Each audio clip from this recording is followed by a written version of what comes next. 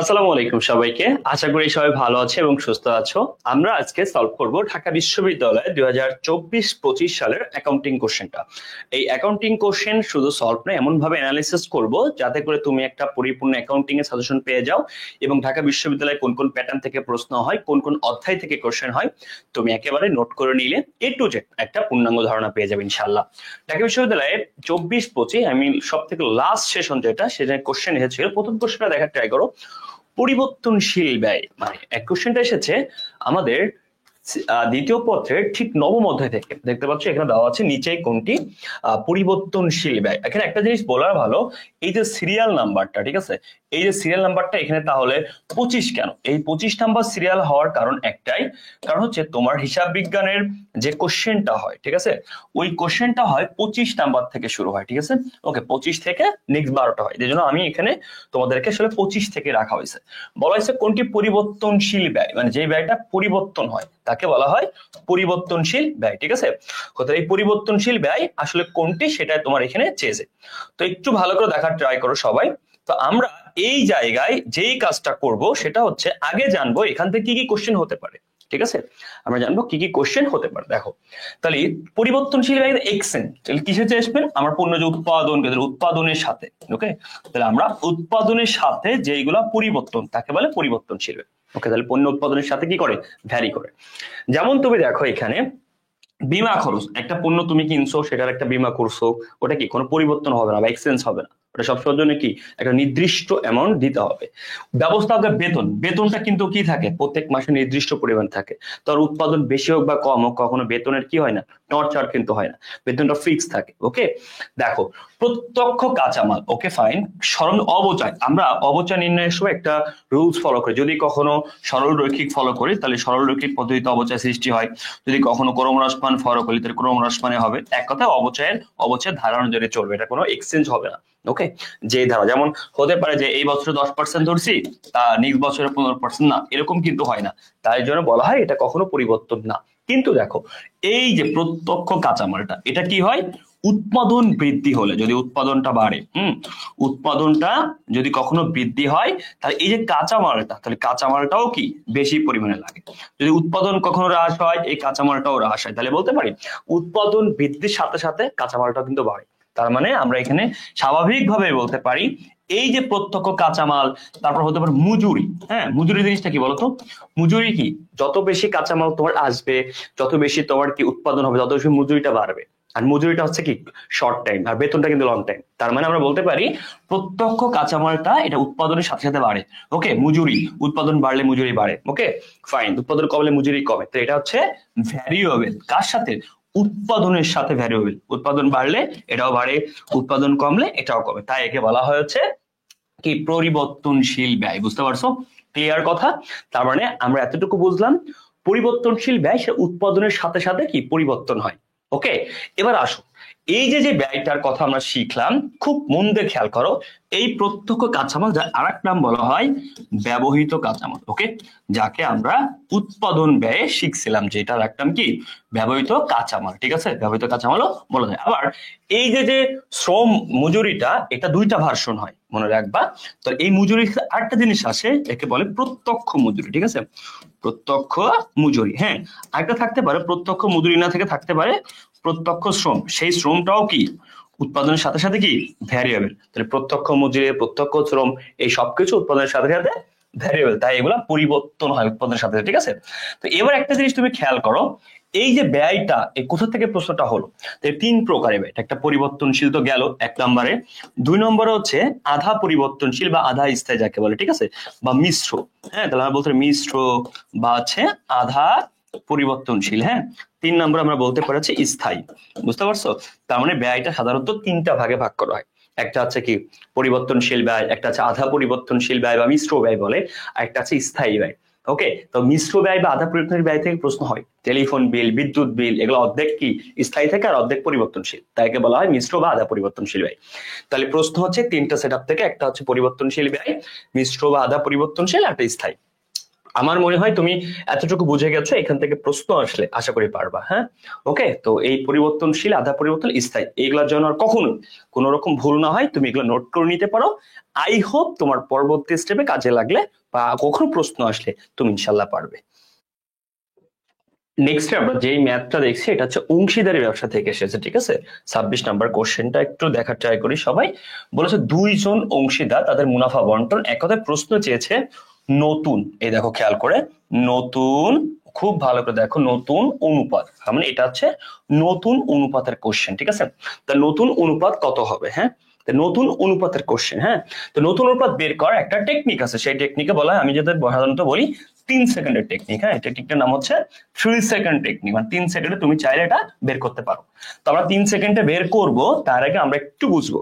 তো তোদের ক্ষেত্রে প্রথমত এখানে যেটা থাকবে, খুব মন দিয়ে খেয়াল করো, প্রথমে দুজন অংশে দেওয়া আছে, অনুপাত দেওয়া আছে, বা দেখার ট্রাই করি, দুজন অংশীদার অনুপাত দেওয়া আছে এখানে। ওকে, তাহলে দুজন অনুপাতে দুজন অংশ অনুপাত দেওয়া আছে, বলছে তৃতীয় জনকে, তৃতীয় জন মানে এর পরের জন, ঠিক আছে, এর পরের জনকে এই দেখো 5/1 এটা হবে হচ্ছে 5/1, ঠিক আছে, 5/1। তার তৃতীয় জনকে কি 5/1। তার মানে দুইজন অংশীদার ছিল যারা হচ্ছে কি করতো, 2:1 অনুপাতে মুনাফা নিত। তার তৃতীয় জনকে কি 5/1 অনুপাতে অংশীদার গ্রহণ করলো। এখন এই যে প্রথমে ধরো দুইজন, ভালো করে দেখো, এরপরে আরো একজন, তৃতীয় জন, 5/1, তার মানে প্রথম যে দুইজন ছিল, এই প্রথম দুইজন 2:1 অনুপাতে মুনাফা নিত, কোনো সমস্যা, তাহলে প্রথম দুইজন 2:1 অনুপাতে মুনাফা নিত। তারা তৃতীয় জনকে 5/1, তার মানে তারা তৃতীয় জনকে 5/1 মুনাফা দিচ্ছে। এখন এই তিনজনের নতুন অনুপাত কত, তাহলে আমরা কিভাবে বের করবো? খুব মন দিয়ে খেয়াল করো, শর্ট টেকনিকটা আগে শিখো। এই যে প্রথম দুইজন 2:1 নিত, তৃতীয় জনকে 5/1, তাহলে তৃতীয় জনকে 5/1 নিত, বাকি থাকতো 5/4। ভালো করে বুঝো, তার মানে তৃতীয় জন 5/1 নিয়ে নিচ্ছে, তৃতীয় জন 5/1 নিয়ে নিচ্ছে, তাহলে বাকি থাকতেছে কত, বাকি 4 ভাগ। 5/1 যদি সে নিয়ে নেয় 4 ভাগ, এই যে 4 ভাগ, এই 4 ভাগটা কারা পাবে? এই 4 ভাগটা পাবে এরা দুইজন। তার মানে বলতে পারি এই ব্যক্তি আগে মতো 2, এখন পাবে 4, তাহলে 2 গুণ হচ্ছে 4, 4 দুগুণী 8। এই ব্যক্তি আগে মতো 1, এখন পাবে 4, তাহলে 1 গুণ 4, 4 × 4। আমি আবার বলছি, প্রথম দুইজনেরটা বের করার নিয়ম হচ্ছে এরা 2:1 অনুপাতে পাবে, তৃতীয় জন 5/1 নিবে, তার মানে তৃতীয় জন 5/1 নিলে বাকি থাকতেছে কত, বাকি থাকতেছে হচ্ছে 4 ভাগ। এই দেখো, তাহলে এই 4 ভাগ কিন্তু তৃতীয় জন 5/1 নিবে, বাকি থাকে 4 ভাগ, এই 4 ভাগ এরা দুইজন পাবে, 4 দুগুণে 8। Okay fine, 4 × 4। এবার প্রশ্ন হচ্ছে ভাইয়া তাহলে লাস্টের জন কি পাবে? Very important question. লাস্টের জন, আমি তৃতীয় জন যে 1 ভাগ পাবে, আচ্ছা তাহলে কেমনে বের করব? এইটাই সব থেকে কঠিন জিনিস। এই দুটাকে যোগ করব, তাহলে 2 যোগ হচ্ছে 1 যা হবে, এই যে তৃতীয় জন পাবে 1/, তার সাথে গুণ করব, তাহলে 2 আর 1 হচ্ছে 3, 3 1 × 3, তাহলে 8 4 3, অ্যান্সার হচ্ছে এটা। ওকে, আসো আমি আবার ভালো করে বোঝাবো, তুমি একটু খুব মন দিয়ে খেয়াল করো, বুঝতে পারছো? একদম পারফেক্টলি বুঝবা, ঠিক আছে। সব থেকে ইম্পর্টেন্ট ব্যাপার আছে একটা জিনিস বুঝা। হ্যাঁ, তুমি যদি ভালো করে বোঝার ট্রাই করো, দেন তুমি আসলে মজা পাবা, বুঝতে পারছো? আর মজা পেলেই খেলাটা জমে যাবে। দেখো ভাইয়া, খুব মন দিয়ে খেয়াল করো, প্রথম দুইজন তারা পাবে ধরে নাও 3:2 অনুপাতে, ঠিক আছে। ওকে ফাইন, তারপরে প্রথম দুইজন পাবে 3:2 অনুপাতে, আমি নতুন একটা দিচ্ছি 3:2। ওকে, এটা প্রথম দুইজন। তৃতীয় জন পাবে 4/1। তার মানে একটা ম্যাথ নতুন করে তোমাকে দিলাম, প্রথম দুইজন পাবে 3:2, তৃতীয় জনকে 4/1 দেওয়া হলে বলেছে নতুন অনুপাত কত, ঠিক আছে। ওকে ফাইন, নতুন অনুপাত কত, তার প্রথম দুইজন 3:2, তার প্রথম জন ধরো, প্রথম জন, দ্বিতীয় জন, তৃতীয় জন, ঠিক আছে। তারপরে প্রথম জন বের করার টেকনিক, এই দেখো 4/1 পাবে তৃতীয় জন, তাহলে বাকি থাকতেছে 3 ভাগ, এই যে 3 ভাগ পাবে এরা দুইজন, তার মানে এই যে 3 ভাগ বাকি থাকতেছে, এই 3 ভাগটা পাবে এরা দুইজন পাবে, তাহলে 3 3 × 9, 3 গুণ 3 = 9। ওকে, 2 গুণ 3, 2 গুণ 3 6। লাস্টে তৃতীয় জন যে পাবে, এটাকে বের করার টেকনিক, এই দুটোকে যোগ করতে হবে, তাহলে 3 যোগ 2, এই যে তৃতীয় জন পাবে 1/, এর সাথে গুণ করতে হবে, 3 আর 2 5, 5 1 5, তাহলে উত্তর হচ্ছে 9:6:5। ক্লিয়ার? ওকে ফাইন, তার মানে আমি বোঝাতে পারছি? আমি আবার বলছি, প্রথম দুইজন দেওয়া থাকবে, তৃতীয় জনেরটা তোমাকে একটা রেশিও বলবে। আসো আমি আবার তোমাকে পড়াই, খুব মন দিয়ে খেয়াল করো। ধরো প্রথম দুইজন 4:2, লাস্টের জন্য বলা আছে 5/2 তাহলে 5/2 যদি চলে যায়, খেয়াল করো, তাহলে 5/2 চলে গেলে বাকি থাকবে কত? 3। খুব মন দিয়ে বুঝো। তাহলে এই যে প্রথম জন পাবে 4 গুণ 3, 4 গুণ হচ্ছে 3, 3 4 12, ক্লিয়ার? 4 গুণ 3, 3 4 12। দ্বিতীয় জন হবে 2 গুণ 3, ওকে, 2 গুণ 3, 3 দুগুণই 6। তৃতীয় জন পাবে 4 আর 2 যোগ করো, 4 যোগ 2 6। এই যে 2 ভাগ পাবে তৃতীয় জন, গুণ করো, 6 দুগুণই 12, তা তৃতীয় জন পাবে 12। ক্লিয়ার? আসো তাহলে আমরা আগের সেই ম্যাথটা যাই। ওকে, আমাদের সেই আগের ম্যাথটা একটু দেখার ট্রাই করো। এই দেখো ভাইয়া, আগের ম্যাথটা হচ্ছে এই যে এখানে। তাহলে আমরা কি বলছিলাম? প্রথম দুইজন, খেয়াল করো, এই যে 2:1 দেখছিলা, তৃতীয় জনকে 5/1। ওকে, তাহলে 5/1 দিয়ে দিলে বাকি থাকে 4, তাহলে 4। এবার দেখো 4 দুগুণী 8, 4 1 4। এবার এই দুটো যোগ করো, 2 যোগ 1 3, 3 গুণ 1 3 1 3 হয়ে গেছে। এখন এখানে টুইস্ট আছে, মন দিয়ে খেয়াল করো। টুইস্ট হচ্ছে 5/1, তার মানে 5/1 না দিয়ে যদি কখনো পরীক্ষার হলে এরকম থাকে, তখন তুমি কি করবে? খুব মন দিয়ে বোঝার ট্রাই করো।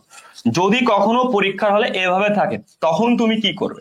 তখন তুমি কিন্তু বিপদে পড়ে যাবে। বিপদে যদি না পড়তে হয়, এই জন্য দেখো, যদি বলে 10% সমান, ওকে, 10% মানে কি? 100কে 10-এর মধ্যে ভাগ করলে কত পাওয়া যায় তুমি কি জানো?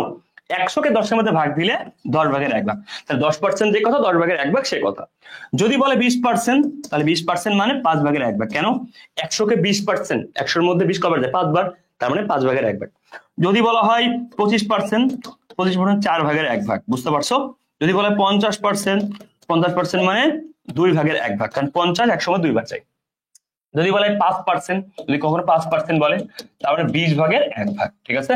ওকে, তার মানে এভাবে করে পার্সেন্টেজ থাকলে পরীক্ষা হলে এরকম ফ্র্যাকশনটা হবে। যদি বলে তৃতীয় জনকে 10% দেওয়া হলে 10%, 10/1 দেওয়া হলো, 20% বলে 5/1। আশা করতেছি নতুন অনুপাতে তোদের আর কোনো সমস্যা থাকবে না। তুমি এই টেকনিক অ্যাপ্লাই করে তুমি যে কোনো কোশ্চেন যে কোনো ইউনিভার্সিটি আসলে পারবা, ইনশাল্লাহ ইনশাল্লাহ ইনশাল্লাহ। তো এটা নিয়ে তোমার কোনো রকম কোনো ভয় নেই, ঠিক আছে? আসো নেক্সট কোশ্চেন, নিচে কোনটি পণ্য খরচের অন্তর্ভুক্ত নয়? বলেছে কোনটি কি পণ্য অন্তর্ভুক্ত। এই পরীক্ষার হলে স্টুডেন্টরা এই জায়গাটা ভুল করে, এই নয় কথাটা কেউ খেয়াল করে না। তার মানে ভুল কিন্তু তুমি একা না, এখানে বেশিরভাগ স্টুডেন্ট এই জায়গায় ভুল করে, নয় কথাটা কেউ কি খেয়াল করে না। তার মানে বলেছে পণ্য খরচের অন্তর্ভুক্ত নয়, মনে রাখবা পণ্য খরচ, এই যে পণ্য, তার মানে পণ্য খরচের অন্তর্ভুক্ত নয় বলতে তোমার বেসিক্যালি উৎপাদন খরচের সাথে রিলেটেড না।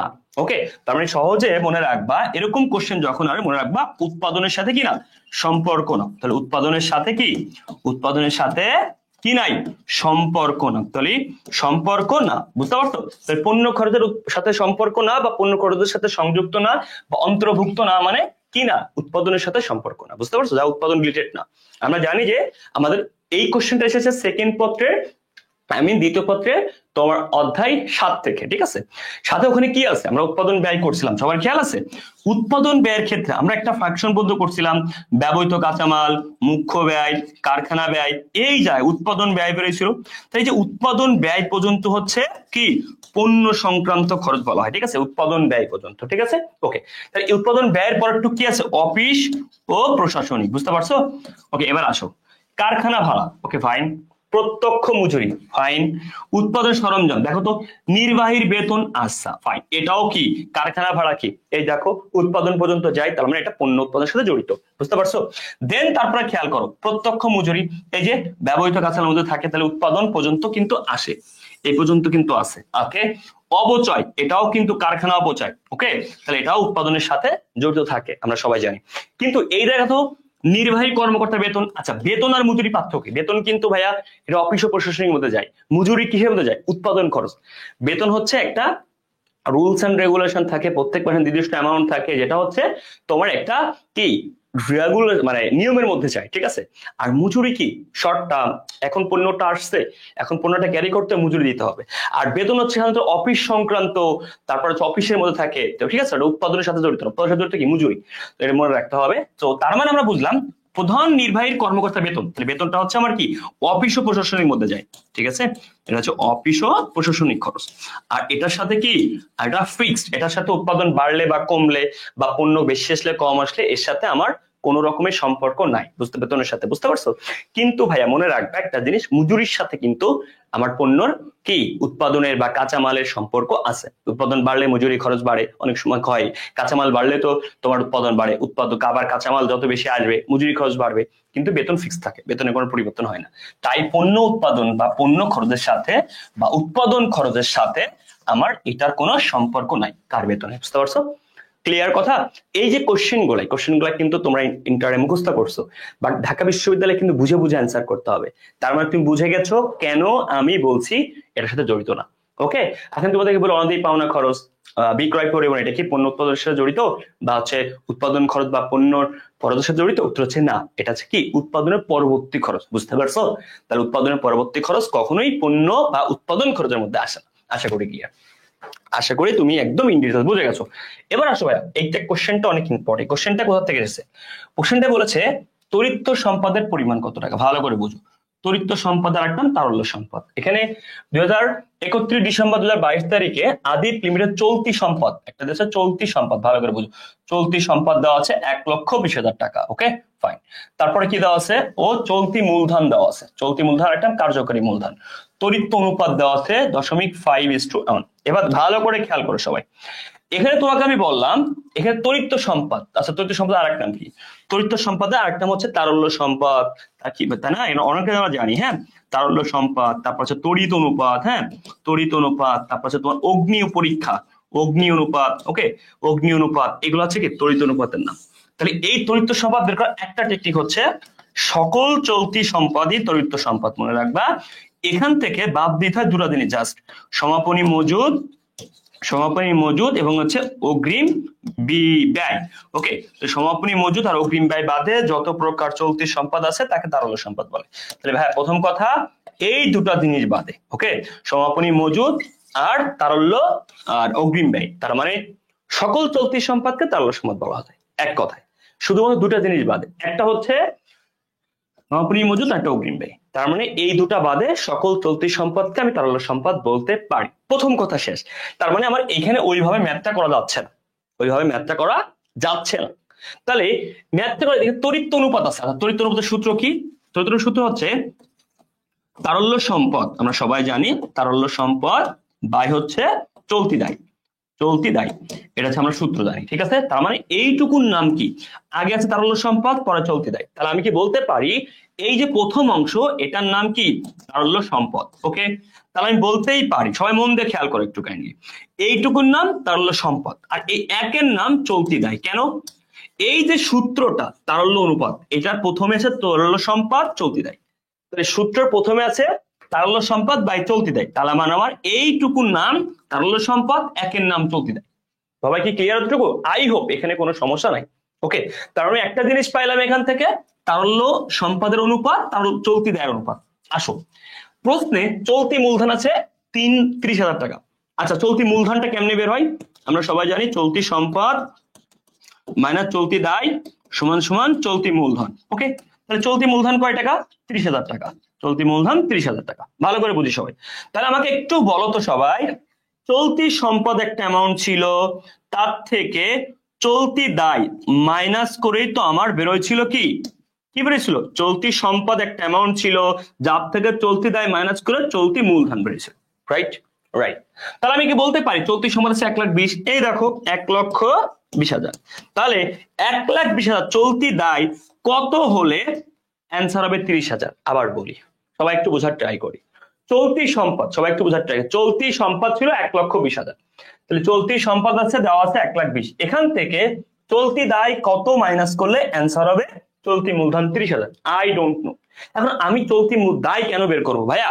এই দেখো তো এখানে অনুপাত চলতি দায় আছে, তারল্য সম্পদ আছে, তারল্য সম্পদ তো বের করা যাবে না। কেন? এই যে পরীক্ষাতে চাইছেই ওইটা। ওকে, তার মানে আমি বলতেই পারি 1,20,000 আর 30 স্বাভাবিক 90,000, 1,20,000 থেকে তোমার 30 বাদ দিলে 90, তার মানে 90,000 টাকা দাম চলতি দায়। দেখো তো এই যে চলতি দায়, তাহলে আমি বলতে পারি 1 সমান সমান 90,000, তার মানে 1 ভাগ সমান সমান 90,000। এটা ক্লিয়ার? 1 ভাগ সমান সমান 90,000, ক্লিয়ার? তাহলে 1 ভাগ সমান সমান 90,000, ক্লিয়ার?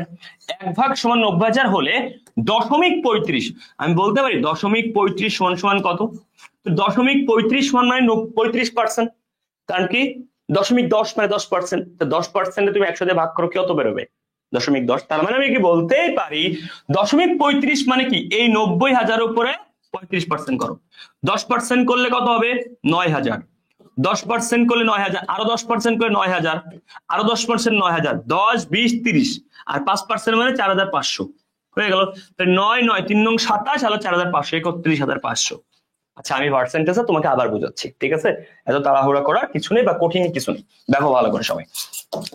তাহলে আলটিমেটলি আমি তোমাকে বললাম এই জায়গাটা তুমি আবার একটু বোঝার ট্রাই করো। এখানে কি বলা আছে, কোশ্চেনটা খুবই ইম্পর্টেন্ট। বলা আছে দায়, এটুক তো বুঝছো, 1 ভাগ সমান সমান 90,000, ঠিক আছে?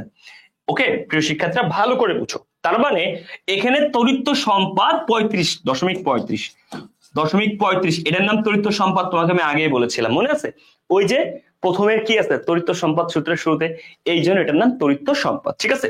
তাহলে তড়িৎ সম্পাদ 0.35 মানে 35%, 0.35 মানে কত? 35%, কারণ 35% কে তুমি 35 ভাগ দাও 100 সমান 0.35 বেরোবে। কথা কি ক্লিয়ার? এবার আশা করি তুমি বুঝছো যে তুমি কিভাবে 35% হয়। আচ্ছা আসো, তার মানে এই টাকাটার উপরে আমি 35% করব। 10% মানে কত? একটা শূন্যবাদ। ওকে 10% মানে কত? একটা শূন্যবাদ। তাহলে একটা শূন্যবাদ 9,000, 10% মানে 9,000, আবার 10% মানে 9,000, 20%, আবার 10% এই হলো 30%। তাহলে 30% মানে 3 নং 27,000, ঠিক আছে? 10% 9,000, আমি 30% পাইছি, আরো 5% মানে কত? 9,000 অর্ধেক, 4,500। এইবার দেখো তাহলে কত হয় টোটাল মিলে তোমার, এই দেখো 27 আর 4, 31,504, ডি নাম্বার অ্যান্সার। ওকে সবাই ক্লিয়ার? আর মূল কথা তোমার এখানে যে সূত্রটা দেওয়া আছে চলতি সম্পদ, সরি তারল্য সম্পদ চলতি দায়, এখান থেকে আমি চলতি দায়টা বের করছি। চলতি দায় 1 ভাগ সমান 90, তার মানে তারল্য সম্পদ 0.35 সমান সমান কত? 0.35 মানে 35%, 90,000 35% এত টাকা। তাই এই 0.35 যে কথা, তারল্য সম্পদ সে কথা। শেষ। কোশ্চেনটা খুবই ক্রিটিক্যাল এবং খুবই মাস্টারপিস একটা কোশ্চেন। তোমাদের আশা করতেছি এরকম কোশ্চেন আসলে তুমি অনেক পারবা। এখানে যদি তোমাকে কখনো বলে তড়িৎ সম্পদ না বলে যদি বলে তোমার হচ্ছে কি চলতি সম্পদ কত, তুমি কিন্তু আর ঝামেলা ছিল না, কারণ চলতি সম্পদ পরীক্ষা দাও, সরি চলতি অনুপাত কত, তুমি তখন কি করতা?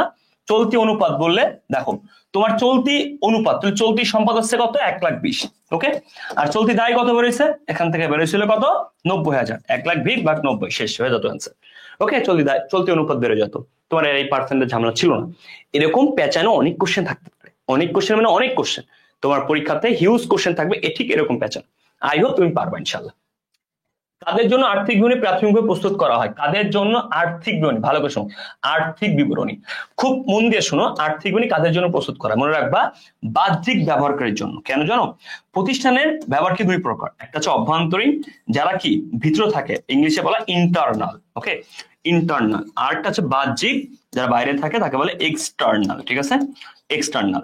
প্রতিষ্ঠানের অভ্যন্তরীণ এই ব্যবহারকারীরা এরা এটা তৈরি করে এদেরকে এটা বলে তোরা দেখ। এবং এই আর্থিক বিবরণী প্রস্তুত করা হয় এবং কাদের জন্য? এই বাহ্যিক ব্যবহারকারীদের জন্য।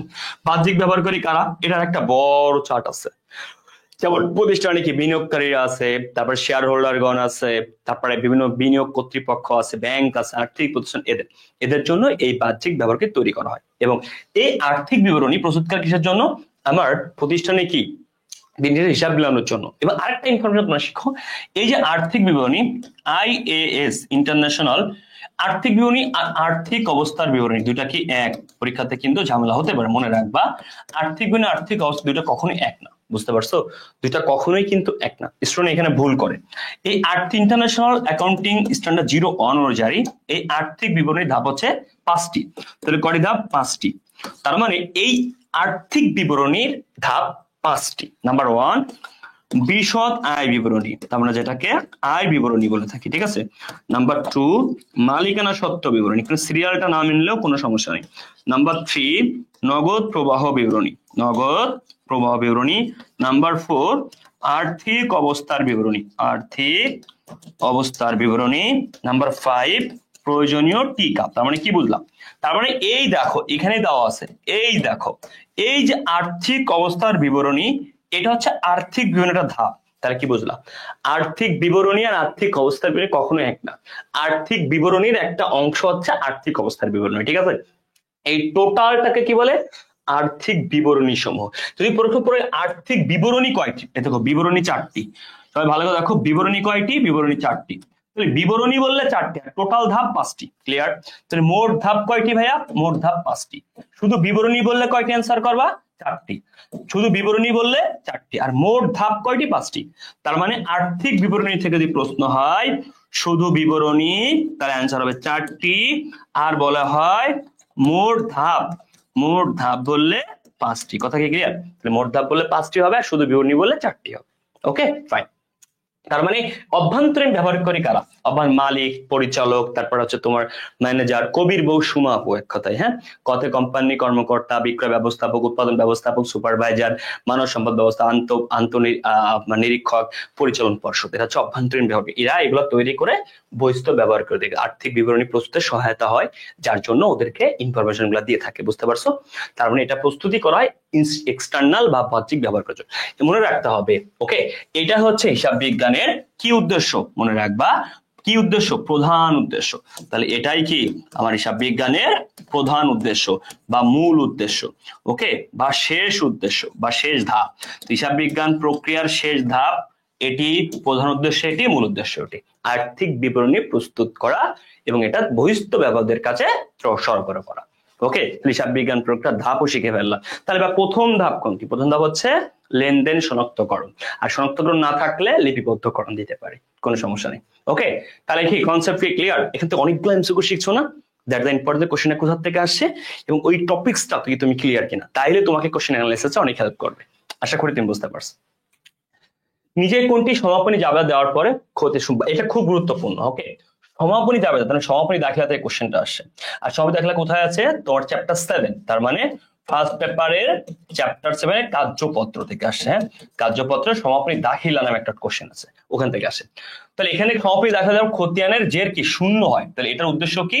জের শূন্য করা। ঠিক আছে, তাহলে উদ্দেশ্য জের শূন্য। তার মানে সমাপনী দাখিলা, সমাপনী দাখিলা দেয় 3টা জিনিস নিয়ে, একটা আছে আয়, একটা ব্যয়, একটা উত্তোলন। তার মানে সমাপনী দাখিলা দেওয়া হয় 3টে জিনিস নিয়ে, আয়, ব্যয়, উত্তোলন। তাহলে আয়, ব্যয়, উত্তোলন 3টা নিয়ে, সকল আয়, সকল ব্যয়, সকল উত্তোলন, এই 3টা নিয়ে সমাপনী দাখিলা দেওয়া হয়। কখন দেওয়া হয়? হিসাবকাল শেষে। তো এটা দেওয়া হয় কখন? হিসাবকাল শেষে দেওয়া হয়, মানে একদম সবার শেষে দেওয়া হয়। ঠিক আছে, কিসের জন্য? জের শূন্য করার জন্য, জের শূন্য শূন্য করার জন্য। ঠিক আছে, ওকে, যেহেতু শেষে দেওয়া হয় এবং এটা হিসাব বন্ধ করা হয়, কোন 3টা হিসাব বন্ধ করা হয়? এই 3টা হিসাব। তাই এই 3টাকে বলা হয় অস্থায়ী হিসাব। কারণ কি? এই 3টাকে বা অবাস্তব হিসাব, কারণ এই 3টা বন্ধ হয়ে যাবে, তাহলে অস্থায়ী, অবাস্তব বা নামিক হিসাব। তার যেহেতু এই 3টা বন্ধ হয়ে যাবে, তাই 3টাকে অস্থায়ী হিসাব বলে বা অবাস্তব হিসাব বলে বা নামিক হিসাব বলে। কেন? কারণ এই 3টা বন্ধ হয়ে যাচ্ছে রে ভাই। তার মানে এই 3টা যখন বন্ধ হয়ে যাচ্ছে, তাই এই সমাপনী জাবেদার মাধ্যমে বা সমাপনী দাখিলার মাধ্যমে, দাখিলা যে জিনিস, জাবেদা সে জিনিস। ঠিক আছে, ওকে, তাই অস্থায়ী, অবাস্তব বা নামিক হিসাব বলে আয়, ব্যয়, উত্তোলন। ঠিক আছে, কারণ এই 3টা হিসাবকাল শেষে বন্ধ হয়ে যায়। বুঝতে পারছো? আর কেন বন্ধ? হিসাবকালে জের শূন্য করার জন্য। আশা করি বুঝতে পারছো। তাহলে এখানে দেখো তো ভাইয়া, সমাপনী দাখিলা দেওয়ার মধ্যে শূন্য হবে। ভালো করে শোনো, হবে, হবে, ভালো করে শোনো। তো হবে কোনটি? এই 3টি। এখন প্রশ্ন যদি কখনো বলে, কখনো বলে, কখনো বলে হবে না, হবে না পরে বলে, হবে। দেখো, আগাম প্রদত্ত বিমা, তাহলে অগ্রিম বিমা, তাহলে বিমা একটা ব্যয়, ব্যয়ের আগে কি আছে? অগ্রিম। তাহলে অগ্রিম বিমা কি? চলতি সম্পদ। কেন? মনে রাখো, ব্যয়ের আগে কি অগ্রিম থাকলে সেটা চলতি সম্পদ। Okay fine. আমরা কি শিখলাম? আমরা এখানে নতুন একটা জিনিস শিখলাম, সেটা হচ্ছে কি ভাইয়া? যদি কখনো আমরা দেখি যে ব্যয়ের আগে যদি আমার কখনো কি থাকে? অগ্রিম, সেটা আমার চলতি সম্পদ। যদি কখনো ব্যয়ের আগে বকেয়া থাকে, তাহলে আমার চলতি দায়। তাহলে ব্যয়ের আগে অগ্রিম থাকলে চলতি সম্পদ, আর যদি ব্যয়ের আগে কি থাকে? বকেয়া থাকে, সেটা চলতি দায়। বুঝতে পারছো? এবার আসো, এই জায়গাটা খেয়াল করো। এখানে বলা আছে পরিষেবা আয় সরবরাহ কোনটি না। এই যে আয় না একটা, তাহলে আয় তো আমার কি? বন্ধ করা হয়। ওকে, তাহলে আয় বন্ধ করা হয়, তাহলে এটা হচ্ছে আমার সমাপনী দাখিলার মাধ্যমে বন্ধ করা হবে। Okay fine. এখন প্রশ্ন হচ্ছে, এই 3টা তো বন্ধ করা হয়, যদি বলা হয় বন্ধ করা হয় না, আচ্ছা আমার হিসাব বিজ্ঞান হিসাব কয়টা? মোট 6টা, জাবেদা শেখার জন্য। আধুনিক প্রতি হিসাব 5 প্রকার, কিন্তু মোট হিসাব বিজ্ঞান হিসাব কয় প্রকার? 6 প্রকার। সেখানে কি আছে? বাকি থাকে সম্পদ, দায়, মালিকানা সত্ত্ব। তাহলে সম্পদ, দায়, মাল, এই 3টা জিনিস কি? বন্ধ হয় না। তাহলে এই 3টা জিনিস বন্ধ হয় না, কিসের মাধ্যমে? সমাপনী দাখিলার মাধ্যমে। তো এই বন্ধ হয় না যেহেতু, এই 3টাকে কি বলে? স্থায়ী হিসাব। বা বাস্তব হিসাব। ওকে, তাহলে এই তিনটাকে বলে স্থায়ী বা বাস্তব হিসাব। কথা কি ক্লিয়ার? তার মানে সমাপনী দাখিলার মাধ্যমে এখান থেকে প্রশ্ন হবে বন্ধ হয় না কোনটি? বন্ধ হয় না হচ্ছে সম্পদ দায় মালিকানা সত্ত্ব। যেহেতু সম্পদ দায় মালিকানা সত্ত্ব এই তিনটি বন্ধ হয় না, তাই এই তিনটিকে কি বলে? স্থায়ী বা কি? স্থায়ী হিসাব অথবা অথবা আবার বলছি স্থায়ী হিসাব অথবা কি বলে? স্থায়ী হিসাব অথবা কি? স্থায়ী হিসাব অথবা বাস্তব হিসাব বলে। ক্লিয়ার? তাহলে স্থায়ী হিসাব অথবা বাস্তব হিসাব বলে। ওকে, এই তিনটা, কিন্তু এই তিনটা যে সমাপনী দাখিলার মধ্যে বন্ধ হয় না, যদি বলতে বন্ধ হয় না, এটা অ্যান্সার হতো। তাহলে ভাই এক কথায় সমাপনী দাখিলার মধ্যে বন্ধ হয় আয় ব্যয় উত্তোলন, আর এই তিনটাকে অস্থায়ী বা কি বলে? অবাস্তব হিসাব বলা হয় বা নামিক হিসাব বলে। আর বন্ধ হয় না কোনটি? বন্ধ হয় না হচ্ছে তোমার সম্পদ দায় মালিকানা সত্ত্ব, তাই এই তিনটিকে বলে স্থায়ী হিসাব বা বাস্তব হিসাব। কিন্তু এই তিনটা আবার বন্ধ হয় সমাপন পরবর্তী দাখিলার মাধ্যমে। সমাপন পরবর্তী, সমাপন পরবর্তী, এটা আবার আরেক জিনিস। ঠিক আছে, তো এই তিনটা কিন্তু আর বন্ধ হয় সমাপন পরবর্তীর মাধ্যমে। ওটা অন্য চ্যাপ্টার বা অন্য টপিকস, ওই টপিকস আমি না যাই এখন, জাস্ট জানাই রাখলাম। তাহলে এই টপিকস এর থেকে ইনশাআল্লাহ এর বাইরে কোশ্চেন হবে না। ওকে, আর সমাপনী দাখিলা জাবেদা থেকে প্রশ্ন হতে পারে, এই জাবেদার টপিকসটা আলাদা, তুমি আমার সমাপনী দাখিলা ক্লাস করলে বুঝবে। আপাতত এই কোশ্চেন রিলেটেড এই অ্যান্সার গুলাই তোমার জন্য ইম্পর্টেন্ট বা এই অ্যানালিসিস গুলাই তোমার জন্য ইম্পর্টেন্ট। ঠিক আছে, আসো। নিম্নে কোন লেনদেনের ফলে, একটা লেনদেন দেওয়া আছে, বলেছে কোন লেনদেনের ফলে হিসাব সমীকরণ, হিসাব সমীকরণ থেকে কোশ্চেনটা আসছে, দায় কমবে এবং আরেকটি দায় কি হবে? বাড়বে। তাহলে একটা দায় কমবে, একটা দায় বাড়বে, দ্যাটস মিন এখানে যদি আমি সমীকরণ বলি, একটা এল প্লাস হবে আর একটা এল মাইনাস হবে, এরকম। ওকে, অথবা একটা এল মাইনাস একটা এল প্লাস। একটা সমীকরণ দিছে, তোমাকে বলছে কোন সমীকরণের মাধ্যমে একটা দায় বাড়বে একটা দায় কমবে। বুঝতে পারছো কথা? তাহলে তোমাকে প্রত্যেকটা কি করতে হবে? ফার্স্ট অফ অল জাবেদা করতে হবে। তাহলে জাবেদা করে দেখতে হবে কোনটা দ্বারা এল কমে এল বাড়ে। আচ্ছা আসো মজা করে শিখি আমরা। হ্যাঁ, ধারে সেবা প্রদান, তুমি ধারে সেবা দিছো, তাহলে কি হবে? তুমি টাকাটা পাবা, ওখানে তোমার সম্পদ আছে, হবে না বাদ। এক কথায় পাওনাদারকে চেকের মাধ্যমে প্রদান, তুমি পাওনাদারকে একটা চেক দিছো, চেক দিলে তোমার ব্যাংক চলে আসে, আর ব্যাংক আমার সম্পদ, সে হোক ডেবিট বা ক্রেডিট, হবেই না, কারণ দুটাই থাকতে হবে, এল আর এল। পাওনাদারকে, লেনদেনের দেখার ট্রাই করো, পাওনাদারকে কি? পাওনাদারকে বিলের স্বীকৃতি প্রদান, পাওনাদারকে তুমি কি দিছো? বিলের স্বীকৃতি দিছো। তাহলে পাওনাদারকে কোনো কিছু দিলে ফার্স্ট অফ অল পাওনাদার কমে যায়, তার কমে গেলে কি হবে? পাওনাদার আমার কি হবে? ডেবিট। তাহলে প্রথমত পাওনাদার ডেবিট, কারণ পাওনাদারকে তুমি কিছু দিছো, পাওনাদার কমে গেছে, তাহলে পাওনাদার কমে গেলে এল মাইনাস। তুমি বিল দিছো, টাকা দিতা, নগদ ক্রেডিট, ব্যাংক দিতা, ব্যাংক ক্রেডিট, চেক দিলে। ওকে, তুমি বিল দিছো মানে স্বীকৃতি বিল, দ্যাটস মিন আমরা যেই বিলটা দিই তার নাম প্রদেয় বিল। ওকে, প্রদেয় বিল ক্রেডিট। তাহলে এটা বিল দিলে দায়টা বেড়ে যায়, তাহলে এল মাইনাস আর এল প্লাস। যদি বলতে পাওনাদারকে তুমি টাকা দিছো, তাহলে পাওনাদারকে টাকা দিয়ে প্রদান করতে পাওনাদার ডেবিট, নগদান ক্রেডিট। চেক দিছো, যে এর আগে কি চেক দিছো, তাহলে এটা যাবে কি? পাওনাদার ডেবিট, আর ব্যাংক ক্রেডিট হবে এখানে, আর ব্যাংক ক্রেডিট মানে এ মাইনাস। আচ্ছা আসো মনে রাখো, আমি কেমনে বুঝবো স্বীকৃতি বিল মানে প্রদেয় বিল? Very important. যখন প্রশ্নে, ভালো করে শোনো, যখন প্রশ্নে তোমার, খুব গুরুত্বপূর্ণ সহকারে খেয়াল রাখো, প্রশ্নে তোমার পাওনাদার থাকবে, ওকে, পাওনাদার থাকলে সেই প্রদেয় বিলটার নাম, সেই বিলটার নাম প্রদেয় বিল। ক্লিয়ার? যদি তোমার প্রাপ্য অথবা দেনাদার থাকে, প্রাপ্য অথবা দেনাদার থাকলে সেই বিলটার নাম প্রাপ্য বিল। ক্লিয়ার? প্রাপ্য বিল, তাহলে প্রাপ্য বিল, তাহলে প্রাপ্য বা দেনাদারের সাথে প্রাপ্য বিল, আর পাওনাদারের সাথে প্রদেয় বিল। ঠিক আছে, তার মানে মনে রাখবা, মনে রাখবা আমরা প্রদেয় বিল কি প্রদান করি, আর প্রাপ্য বিল আমরা পাই। বুঝতে পারছো? যেই স্বীকৃতি বিল পাওনাদারের সাথে থাকবে তার নাম প্রদেয় বিল, যেই স্বীকৃতি বিল দেনাদারের সাথে থাকবে বা প্রাপ্য হিসাবে তার নাম প্রাপ্য বিল। আশা করি ক্লিয়ার। বুঝতে পারছো? আর প্রাপ্য বিল আমার জন্য সম্পদ, আর প্রদেয় বিল কি? দায়। তাহলে আমার এই দেখো এল মাইনাস এল প্লাস, তাহলে অ্যান্সার হচ্ছে আমার কোনটা? সি। কথা কি clear? C number answer. Okay, তো এইভাবে করে অ্যানালাইসিস করে পড়লে কিন্তু তোমার পক্ষে অবশ্যই ভালো করা সম্ভব। চেক প্রত্যাখ্যান, যখন চেক জমা হয়েছিল যাবে দেখি তোমার ব্যাংকে জমা, ব্যাংক ডেবিট দেনাদার ক্রেডিট, এখন দেনাদারের চেক প্রত্যাখ্যান, দেনাদার ডেবিট ব্যাংক ক্রেডিট। তো দেনাদার ডেবিট হলে কি হবে? এ প্লাস, ব্যাংক ক্রেডিট মানে এর মাইনাস, তাহলে এ প্লাস আর এ মাইনাস ওইটা। বুঝতে পারছো? এখান থেকে আরো টাইপের প্রশ্ন হয় কি জানো? এই সমীকরণ প্রশ্ন হয় যে নিট পরিবর্তন আর কাঠামো, নিট কাঠামো থেকে প্রশ্ন হয়। ওকে, নিট কাঠামো তোমরা যারা জানো, নিট মানে হচ্ছে দুই দিকে পরিবর্তন, তাহলে এটা হিসাব সমীকরণ। ওকে, যখন এই সমীকরণে এদিক এদিক দুই দিকে এক্সচেঞ্জ হবে কোন সমীকরণ দা, তার কারণ নিট। আর যখন হয় এ অথবা এল বা ওই এদিকে এক্সচেঞ্জ, তার নাম কাঠামো। তাহলে নিট আর কাঠামো থেকে প্রশ্ন হয়। তাই নিট পরিবর্তন, কাঠামো পরিবর্তনের উপর আমার ক্লাস আছে, বেসিক একদম A to Z ক্লাস, ওটা তুমি দেখতে পারো। তার মানে এখান থেকে কোশ্চেন প্যাটার্নটা তুমি ক্লিয়ার, কিভাবে আসছে, এই পরবর্তীতে কোশ্চেন আসলে যা তুমি পারো। এই কোশ্চেন যদি বলতো নিচে কোনটি দ্বারা একটি সম্পাদ বাড়বে একটি সম্পাদ কমবে, তুমি কোনটা অ্যান্সার করতা? তুমি 100% চোখ বন্ধ করে কোন অ্যান্সারটা দেখো। যদি বলতো একটি সম্পাদ বাড়বে একটি সম্পাদ কমবে, তাহলে তুমি কোনটা অ্যান্সার করতে? ভালো করে দেখার ট্রাই করো। তাহলে একটি সম্পাদ বাড়বে একটি সম্পাদ, তুমি অবশ্যই এটা অ্যান্সার করতে। এই যে এটা, তার মানে কি এটা, কারণ কি এটা যাবে যাচ্ছে এই যে একটি সম্পাদ বাড়বে একটি সম্পাদ কমবে। তাহলে আলটিমেটলি দেখছো তুমি নিজের থেকে নিজেকে কোশ্চেন করো। তুমি যদি জাবেদাটা অ্যানালাইসিস জানো, সমীকরণ অ্যানালাইসিস জানো, তুমি কোশ্চেন পারতা। ইয়েস।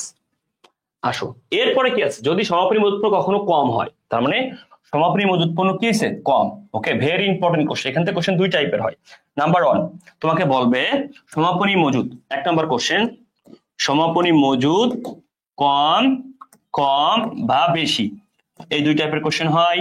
আবার 2 নম্বরের কোশ্চেন হয় প্রারম্ভিক মজুদ কি কম বা বেশি, এই দুই টাইপের কোশ্চেন হয়। ঠিক আছে, তাহলে কোশ্চেনের সমাপনী মজুদ কম বেশি হয় এবং প্রারম্ভিক মজুদও কম বেশি হয়। আসো তোমাকে ভালো করে আমি শিখাই। দেখো তো, তোমাকে যদি প্রশ্ন করি আমি, দেখো সমাপনী মজুদ নাম্বার 1, সমাপনী মজুদ যদি কখনো বেশি হয়, ভালো করে বুঝো, বেশি হলে কি হবে? আচ্ছা সমাপনী মজুদ আমরা জানি না যে প্রারম্ভিক মজুদ পণ্য থেকে সমাপনী মজুদ পণ্য বাদ দিই, মনে আছে সবার? সরি, বিক্রয়যোগ্য পণ্য ধরো 10 টাকা, হ্যাঁ সবাই আমরা 9 থেকে করে আসতেছি। এখান থেকে সমাপনী মজুদ ধরো 2 টাকা বাদ দাও, বাদ দিলে আমরা পাবো বিক্রিত পণ্যের ব্যয় 8 টাকা। বুঝতে পারছো? 8 টাকা, তাই না ভাই? তাহলে আমাকে বলো তো সমাপনী মজুদ বিক্রয়যোগ্য পণ্য কিন্তু এটা, ঠিক আছে? ওকে, তাহলে এখান থেকে সমাপনী মজুদ যদি 2 টাকা হলে 8 টাকা, সমাপনী যদি বেশি হয় তাহলে 3 টাকা হলো এখানে, তাহলে এখানে হবে 7 টাকা। তাহলে সমাপনী মজুদ যদি বেশি হয় তাহলে কি হবে? বেশি হলে বিক্রিত পণ্যের ব্যয়, বিক্রিত পণ্যের ব্যয় কি হবে? কমে যাবে। আচ্ছা বলো তো বিক্রিত পণ্যের ব্যয় কমে গেলে কি হবে? বিক্রিত পণ্যের ব্যয় কমে গেলে লাভ, নিট লাভ কি হবে? ব্যয় যদি কমে যায় নিট লাভ বেশি হবে। আচ্ছা নিট লাভ বেশি হলে কি হবে? মালিকানা সত্ত্ব বেশি হবে। ওকে, আর দেখো না মালিকানা বেশি হলে কি হবে? আয়কর, আয়কর বেশি হবে। কত রকমের কোশ্চেনে প্যাচ আসতে পারে, কি তোর একটা দুটো তোর সব শিখিয়ে দিব ইনশাল্লাহ। এই সব শিখলে তুমি আর কখনো কোনো জায়গায় কি বেঁধে যাবে না ইনশাল্লাহ। ওকে, এবার আসো, তো সমাপনী উৎপন্ন বেশি হলে বিক্রিত পণ্য ব্যয় কমে যায়। এই দেখো সমাপনী উৎপন্ন 2 এর জায়গায় যখন 3 হবে, বিক্রিত পণ্য 8 এর জায়গায় 7 হয়ে যাবে। সেম ভাবে যদি তোমাকে আমি বলি কখনো সমাপনী মজুদ পণ্য কম হয়েছে, কম হলে কি হবে? তুমি আমাকে নিজেই বলবা ভাইয়া, তাহলে বিক্রিত পণ্যের ব্যয় বেশি হবে। আর বিক্রিত পণ্যের বেশি হলে কি হবে? এখানে কি হবে তুমি নিজেই জানো, লাভ কি হবে? লাভ কম হবে। লাভ কম হলে মালিকানা সত্ত্ব কি হবে? কম হবে। মালিকানা সত্ত্ব কম হলে কি হবে? আয় করো কি কম হবে। ঠিক আছে ভাইয়া? তাহলে আলটিমেটলি ক্লিয়ার? ক্লিয়ার। তো দেখো তো লাভ কম, মালিকানা সত্ত্ব কম, আয় কর কম, দেখছো এই যে নিট লাভ কম দেখাবে। ঠিক ক্লিয়ার? ওকে, বুঝতে পারছো? তার মানে আলটিমেটলি তোমাকে যখন এরকম বিস্তারিত শিখবা, এরকম 2-1টা কোশ্চেনের অ্যান্সার ব্যাপারই না, তুমি আরো পেঁচাইলে তুমি পারবা। তো প্রারম্ভিক মজুদ পণ্য বেশি হলে কি হয়? প্রারম্ভিক মজুদ বেশি হলে কি নিচের দিকে নামতে নামতে থাকে, প্রারম্ভিক মজুদ বেশি হলে বিক্রিত পণ্যের বেশি হয়। তাহলে প্রারম্ভিক মজুদ পণ্য বেশি হলে বিক্রিত পণ্যের বেশি হয়। কেন বুঝাচ্ছি শোনো। দেখো তো এই জায়গাটায় সমাপনী মজুদ পণ্য যখন বেশি হয়েছিল, বিক্রিত পণ্যের ব্যয় কম হয়েছিল, সম্পর্ক কি উল্টা। ওকে, সমাপনী উৎপন্ন যখন কম হয়েছিল, বিক্রিত পণ্য বেশি হয়েছিল, সম্পর্ক উল্টা। তাহলে সমাপনী উৎপন্ন বেশি হলে বিক্রিত পণ্য কমে যায়, উল্টা সম্পর্ক। আচ্ছা তাহলে মানে এবার প্রারম্ভিক মজুদের সম্পর্ক একই। তাহলে প্রারম্ভিক মজুদ পণ্য বেশি হলে বিক্রিত পণ্য বেশি হয়, আর বিক্রিত পণ্যের ব্যয় যদি বেশি হয়, ব্যয় বেশি হলে লাভ কম হয়। মুখস্থ করা লাগবে না, জাহিদ ভাই একটু ফলো করো।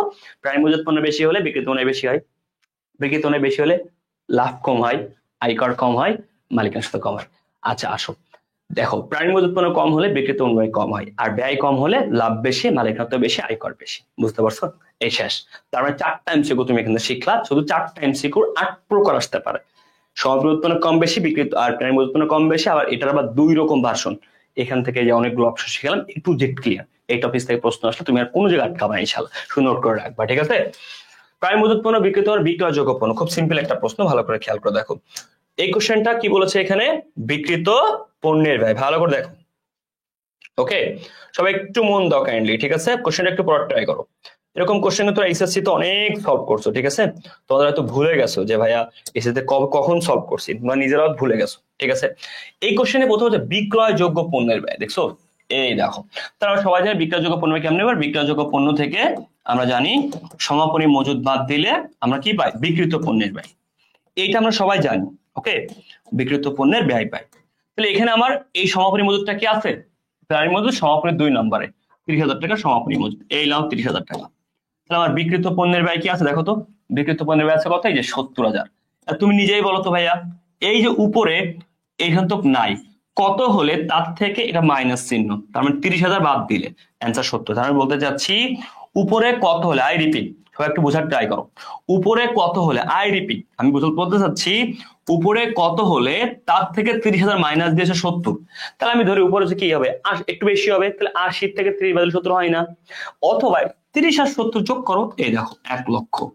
ওকে, তাহলে 1 লক্ষ থেকে যদি আমি 30 বাদ দিই 70 মিলে যাচ্ছে।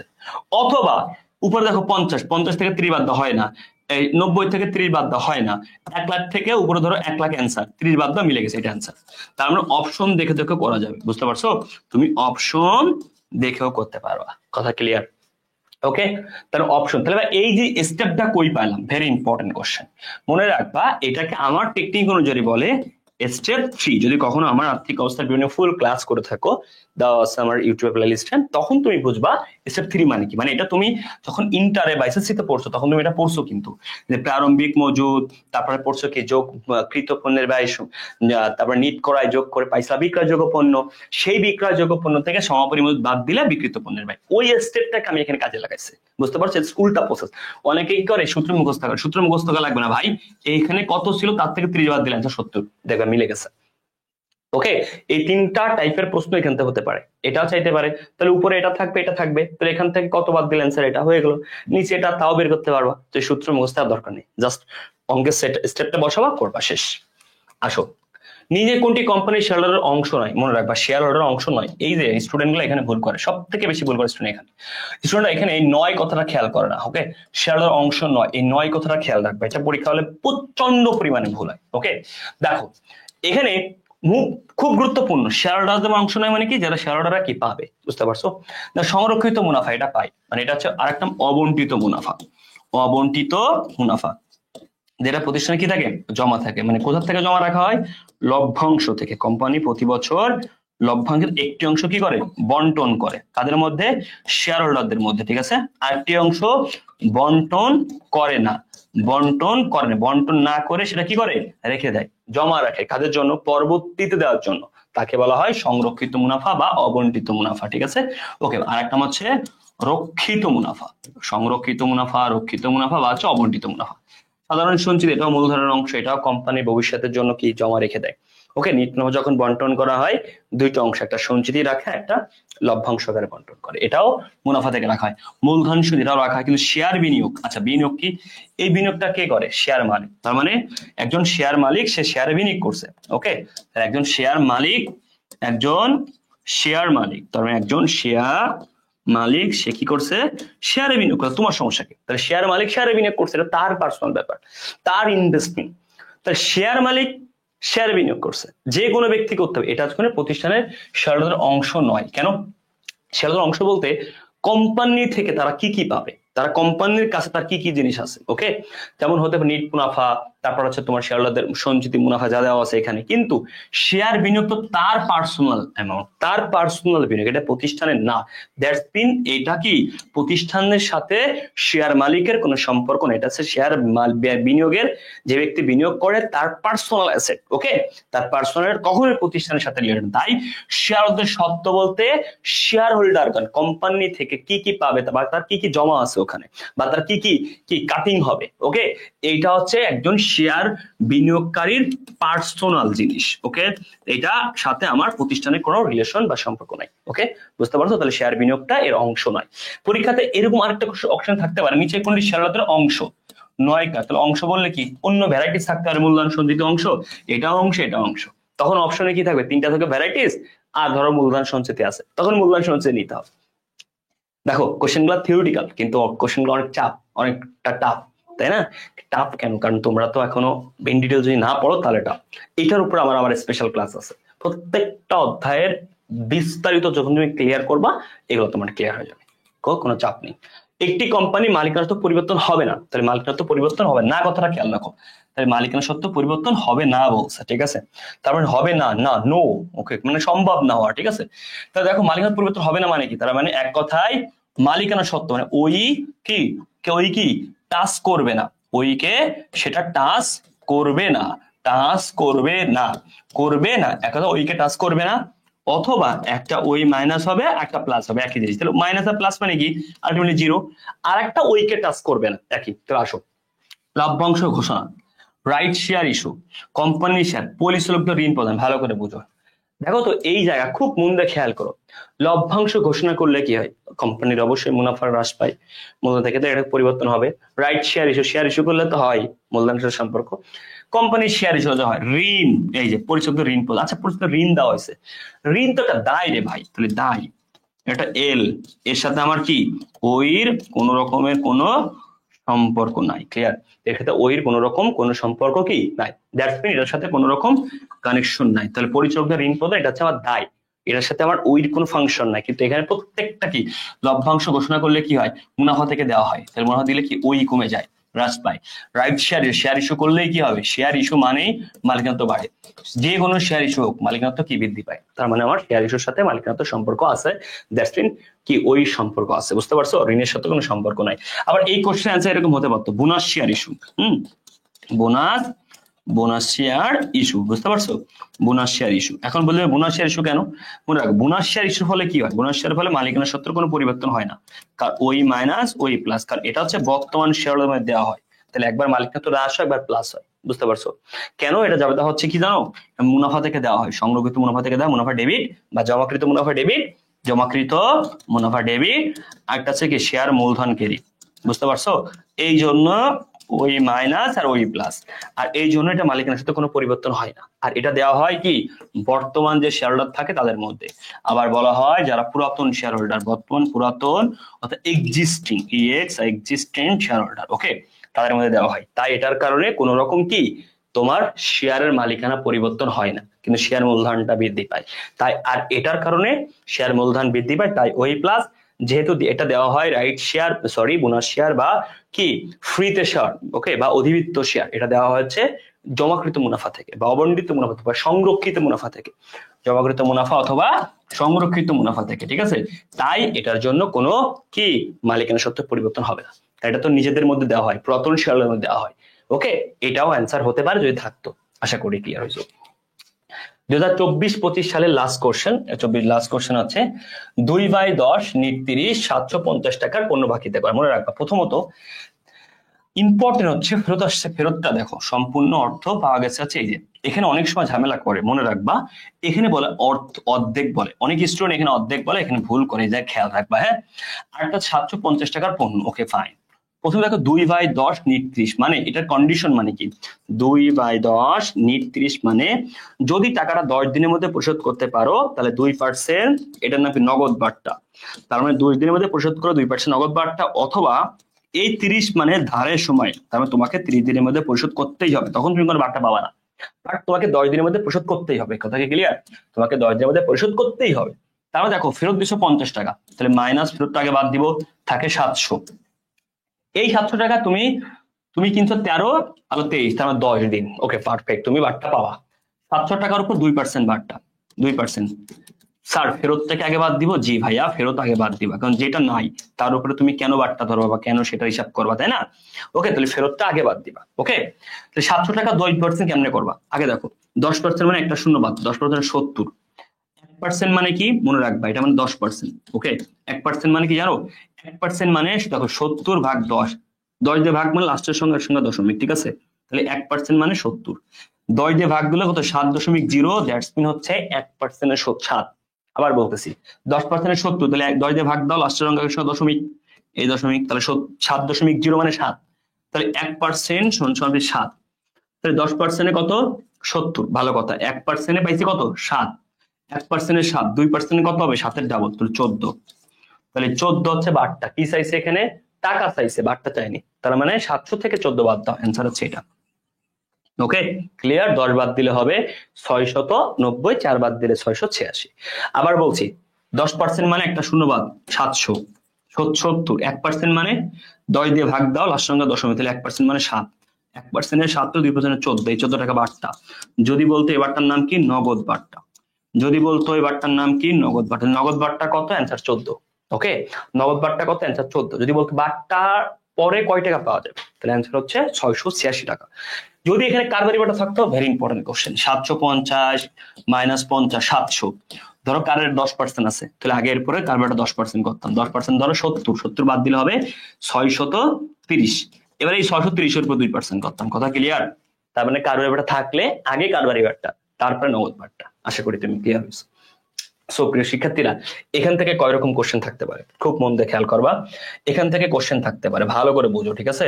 সবাই একটু মন দিয়ে বোঝার ট্রাই করো। এখান থেকে কোশ্চেন থাকতে পারে, নাম্বার 1, এখান থেকে কোশ্চেন থাকতে পারে 1 নম্বরে হচ্ছে বাট্টার পরিমাণ কত। হ্যাঁ, কি থাকতে পারে ভাইয়া, বাট্টার পরিমাণ। ওকে, তাহলে কি 1 নম্বরে বাট্টার পরিমাণ চাইতে পারে। 2 নম্বর নগদ বাট্টা, 2 নম্বর চাইতে পারে পরিশোধের পরে কত টাকা। হ্যাঁ, নগদ কত টাকা, নগদ পরিশোধ কত টাকা। নগদ দুইটা ভার্সন থাকতে পারে, একটা হচ্ছে কি হাফ, একটা হচ্ছে হাফ পেমেন্ট, একটা হচ্ছে ফুল পেমেন্ট। ওকে, যদি বলে অর্ধেক টাকা পরিশোধ, তাহলে কয় টাকা পাবে। যদি বলে ফুল টাকা পেমেন্ট, তাহলে কয় টাকা হবে, এটা ইম্পর্টেন্ট। হ্যাঁ, বাট্টা কত টাকা, নগদ বাট্টা, মানে বাট্টা বলতে নগদ বাট্টা, নগদে কত টাকা পরিশোধ, একটা হাফ একটা ফুল, এভাবে কোশ্চেন আসে। এর বাইরে কোনো কোশ্চেন থাকে না। আর ঝামেলা হচ্ছে কি, তোমার এই যে যদি মেয়াদের পরে হয় তাহলে বাট্টা পাবে না, মেয়াদের মধ্যে হলে বাট্টা পাবে। Okay fine. তো ঠিক আছে, এই হচ্ছে আমাদের পড়ানোর ব্যাপার ছিল আজকে। সো আমাদের 24-25 কোশ্চেন শেষ, question bank analysis. I hope তোমরা উপকৃত হয়েছো, কেমন লাগছে জানাবা। আর একটু সময় বেশি নেওয়া হয়েছে এই জন্য সরি, কারণ অ্যানালিসিসের মতো হতে হবে যাতে তোমার অনেক বেশি উপকার হয়, এবং কোশ্চেনটার ডেপথ অফ নলেজ জানলে তুমি পরবর্তীতেও সমাধান করতে পারবে। ওকে, তোমার জন্য অনেক শুভকামনা। আমাদের প্রশ্ন ব্যাংক, আমাদের যে কোনো বই, যে কোনো কোর্স কিনতে অ্যাকাউন্টিং লাভার্স ওয়েবসাইট ভিজিট করো, আমাদের অ্যাকাউন্টিং লাভার ফেসবুক পেজ ভিজিট করো, যে কোনো হেল্পলাইন বা হোয়াটসঅ্যাপে নক করো। আসসালামু আলাইকুম, আল্লাহ হাফেজ।